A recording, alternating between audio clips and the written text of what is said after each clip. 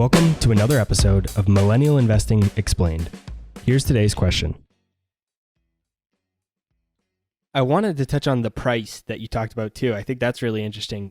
How do you work on that dynamic if you're in a competitive space, or if you have even just a couple competitors? How do you set what you think you're worth? Say a company thinks they're worth X, but there's a competitor who is charging Y and they're undercutting you, or they're obviously working at a much lower margin just because they want to take that market share. How do you adjust, or how do you attack that dynamic? Well, the first thing I would say, the best work I've seen done around this is, if your audience would go to, you'll find it on YouTube, but just Google Casey Brown, C-A-S-E-Y, Casey Brown. She is the expert on this topic. So it would take me 30 minutes to give you the perfect answer, and looking at her work, watching her TED Talk, it's 15 minutes. It's really powerful. But the short answer is, I don't know a business that, pricing isn't competitive, or it isn't competitive, that you don't have competitors. And so what I'm trying to say is really two things fundamentally that I've learned is, number one, people are undercharging for their service. And so I can't tell you how many times I've advised a client and urged a client to raise their fees, and they seamlessly raise their fees. There are no hiccups or road bumps. And again, simple math, if you raise your fees 10%, that's 10% that drops to the bottom line. It might be 5%, it might be 2%. But the point I'm making is fundamentally people are undercharging.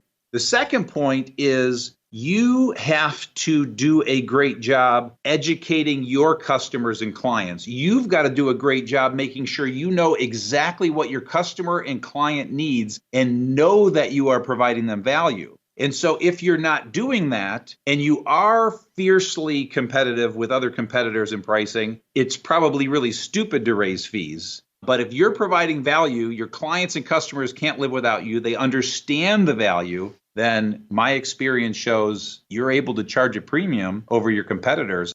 Yeah, I think right now is an interesting time, and I think Uber and Lyft are really good examples to look at that, because those two are essentially in a price war, and they have been, and now that they've IPO'd, they're both struggling to really gain profitability, and maybe they need to just take your advice, raise their fees, focus on providing value, providing the best experience they can, and maybe they could get to profitability that way. Yeah, and that prompts such a great point, because in this work that I'm doing and who I'm teaching, the reality of it is my life has been working with entrepreneurs of privately held companies that have 10 to 250 employees. Okay. And so these are typically $2 to $50 million companies, maybe $2 to $100 million companies. And so I'll be frank, I don't know what Uber and Lyft should do with their pricing. I don't think I'm smart enough to advise that. But what I can tell you is the kind of companies that I'm working with, these everyday companies, the 95% of the companies that exist on the planet, so the billion-dollar tech unicorns, that's not who I'm speaking to. That's not who I'm trying to help. I think it's a fallacy to lead any of these entrepreneurs in the making to think that anyone can build a billion-dollar tech unicorn company, or you should build one, because most people are not cut out for that, not equipped for that. And it's a whole different ballgame, being public, having lots of investors. It's just a different game than the world I live in, which is 95% of the businesses that exist on the planet. So hopefully that point came across clearly.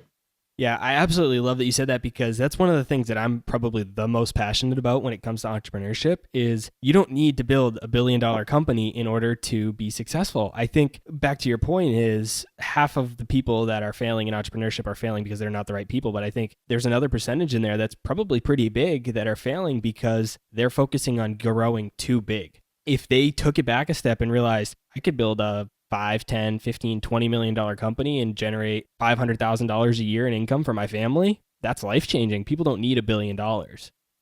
Here. And again, so I want to be careful not to get into too many of my biases because it's not fair. But listen, if at the end of the day, your job is to do nothing but please a bunch of shareholders and investors and turn your company into a $100 billion company so that everybody can win, I think your decisions and your thought process is a little skewed, where the world I live in, it's all about obsessing about the customer and what they need and providing them value. And those companies tend to be profitable and well run. And there is no shame in building an amazing $5 million company that throws off a 20% profit. And so again, it's just the $1 billion world is not for everybody. And it's just a different game.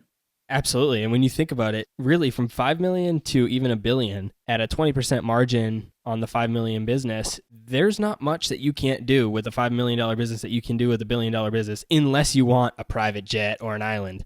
Outside of those things, you could do almost anything you want in life. So I think that's really important to keep in mind. That's all for this episode of Millennial Investing Explained.